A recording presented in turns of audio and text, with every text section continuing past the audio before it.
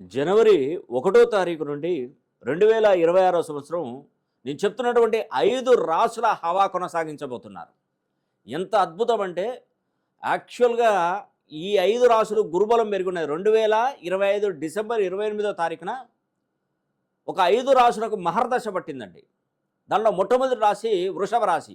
ఆ వృషభ రాశి వారికి ద్వితీయ స్థానంలో గురువుడు ఉండడం వల్ల మహర్దశ పట్టింది. 2026 సంవత్సరం నిజంగా ఈ వైకుంఠ ఏకాదశి రావడం, 28వ తారీఖున గురుడు సంచారం కొనసాగించడం, ఈ కొత్త సంవత్సరంలో మరి రోహిణి నక్షత్రం పడడం ఎంత అద్భుతం అంటే మంచి వేళా విశేషం. అంటే చాలామంది అంటారు ఈ సంవత్సరంలో ఏ దేవుణ్ణి ఎక్కువగా ఆరాధించాలి, ఫస్ట్ ఏ గుడికి వెళ్ళి రావాలి.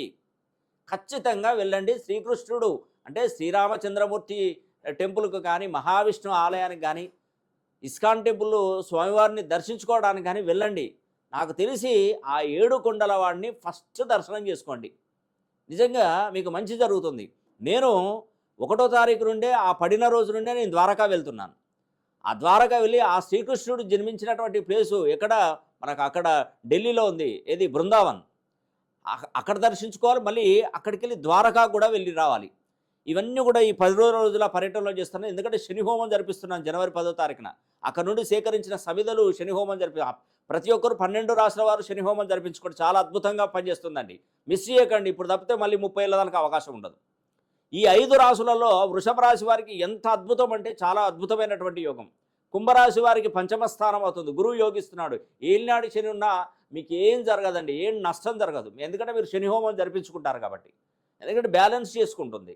కుంభరాశి వారికి ఎంత చక్కటి అవకాశాలంటే అద్భుతమైనటువంటి అవకాశాలు మీరు చూడబోతున్నారు. 2026 సంవత్సరం జనవరి 1వ తారీఖు నుండి మీ దశ దిశ తిరగబోతుందండి.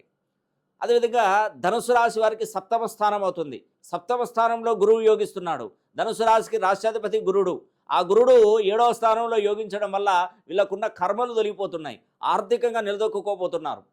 ప్రపంచాన్నే జయించే శక్తి ధనుసు రాశి వారికి కలగబోతుంది. అదేవిధంగా 9వ స్థానంలో ఉన్నటువంటి గురువు తులారాశి వారికి యోగించబోతున్నాడు. ఈ లైఫ్ లాంగ్ మీరు ఎప్పటికీ ఎదుగుతూనే ఉంటారండి. ఇక తగ్గరు, అసలు మర్చిపోండి. ఇక తగ్గడం అనేది మీ జీవితంలో చూడరు.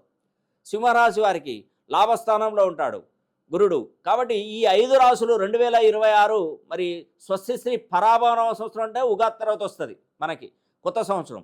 కానీ జనవరి 1వ తారీఖు నుండే వీరి యొక్క జీవితంలో ఒక మార్పు జరిగింది. చీకట్లో ప్రయాణిస్తున్నటువంటి మీకు ఒక వెలుగు దొరికింది. ఇంకా దాన్ని పట్టుకొని ఎగిరిపోండి. 100% మీ లక్ష్యానికి వెళ్తారు మీరు. దానిలో ఎటువంటి సందేహం. అది చదువైనా, వివాహమైనా, ఉద్యోగమైనా, వ్యాపారమైనా, విదేశీ ప్రయాణాలైనా మరి ఏదైనా కానివ్వండి, జాక్పాట్ కొట్టబోతున్నారు. సిద్ధంగా ఉండండి.